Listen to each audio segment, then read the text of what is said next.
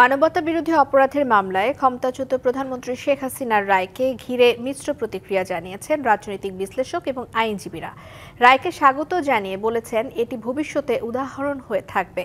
Advocate মঞ্জিল মোরশেদ বলছেন, রাজনৈতিক এই মামলাগুলো সময় আর রাজনৈতিক পালাবদলের সাথে সাথে মানুষের দৃষ্টিভঙ্গি বদলে দেয়। আর ব্যারিস্টার ওমর ফারুক জানিয়েছেন এই রায় কার্যকর করা অসম্ভব। এরকম স্বচ্ছ বিচার প্রক্রিয়ার মাধ্যমে চূড়ান্ত পরিণতির দিকে যাওয়া, সেটির একটি উদাহরণ সৃষ্টি হলো। আমরা আশা করব যে ভবিষ্যতে যারা দেশ পরিচালনার দায়িত্ব নেবেন তারা নিশ্চয়ই এ ধরনের আর কোনো কিছুতে ইনভলভ হবেন না।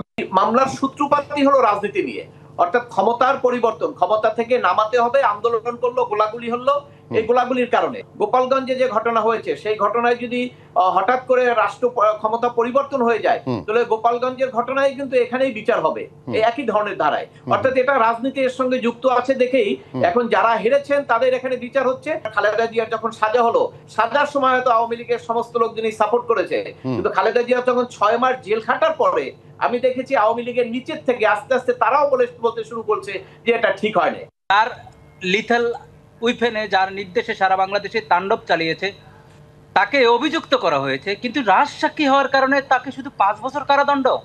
পুরো রায়কে প্রশ্নবিদ্ধ করা হয়েছে।